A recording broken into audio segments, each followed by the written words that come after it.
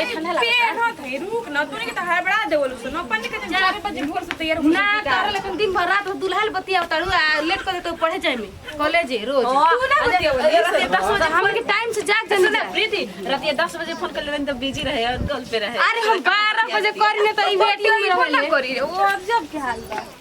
का कहबे से गावना में खो तो तने दिनवा नहीं धरत हमारे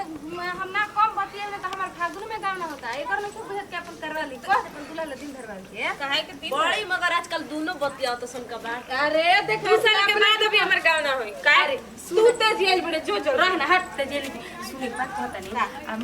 मान के चोर हम जाते हैं बाजारी में रोज पढ़े जाते बाजे आ कहियो भेटा जस हम के दुल्हा तो चिन जीबे तो अपना चिन जीबे चिन ना जाए तू रे एक मिनट में चिन जीबे हम जाना था कि तू दिन भर वीडियो कॉल बतियावे ले ही जाता ये करे चलते तो अचानक महंगा हो गई प्रीति आल का सुन तब का एक दिन कहती ना कि हमनी के मलिया बाग जाने जे सामान खरीदे बाजार में तो खत हां खतो जी के बाजार में तो कहनी आ ये दादा तो कहतो ना कि आई पुता तो ये फोन करिए कहनी ना ना ना ऐसे मत करो ना पूरा गांव में पूरा लइका रहेला सन देख लिया सन तो कैसन की देखो कौन लेकिन देख आइए जीवन जना तो हम तो चिनिम तोरो दुल्हा के चिनिम काहे के देख परिछले रही आरती कर रही हमरा याद बा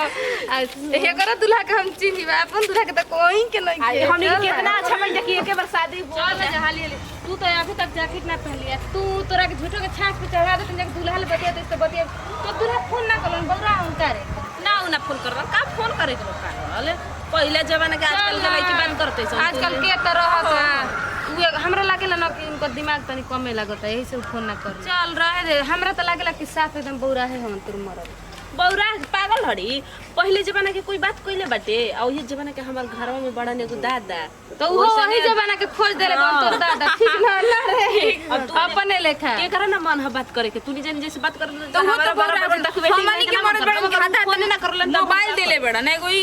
देव के ना चाहिए उनकर मोबाइल एगो ध ले यही के चिकी टू हम वही पे उताराई रहले चल वो पे फोन ना आवेला एकर ई बता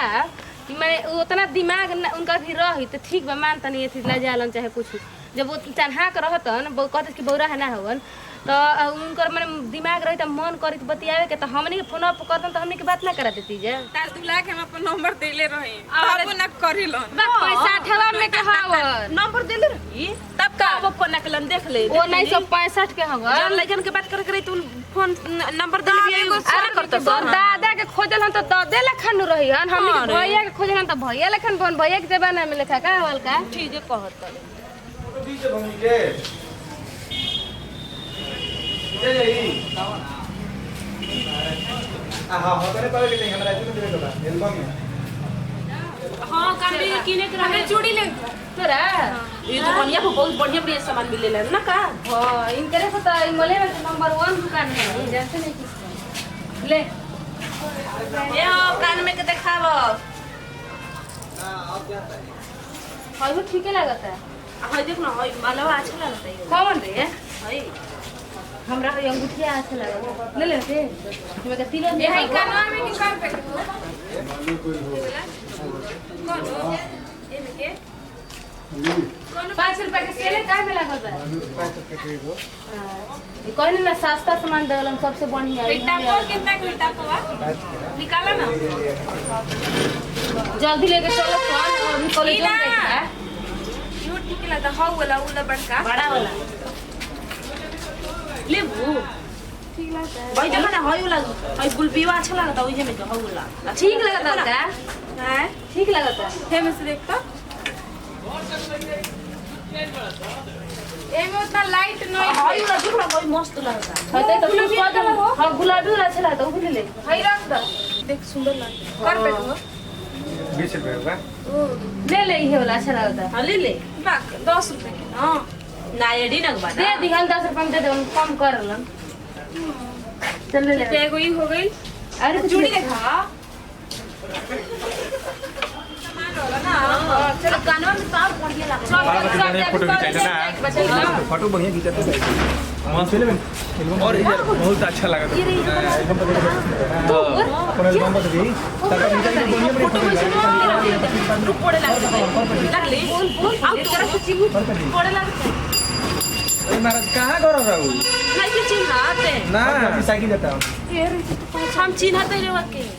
चिन्ह तनी उस पर और रुपया मेरे पुष्पा है अभी हमार बियाह वाने के भइल ई मर्द कहां से आ गए अरे और माली बाग ससुरारी ना ह ऐसा कोई भरोसा नहीं करके देख ले लो फसाओ तो लोग काम नहीं के यार अरे और बियाह भाई रहे ना ना हमार बियाह नहीं के भाई हां ई देखो रे मर्द अरे वो हमरे से नंबर ना ले ले रही अरे आए पता जुटों के कौन डरा में उठैले पड़ लोग चलो चलो ए भाई हमारा घर में फोड़ा हमारा बियाह भइल बा त हमरा नहीं के पता कि लड़किन के 50 को डरा में बच्चा वाला ना जुड़ा जाएगा मारते झूठो का नहीं हां देख रे कर बुलावे के साथ हम बहुत चोट बड़ा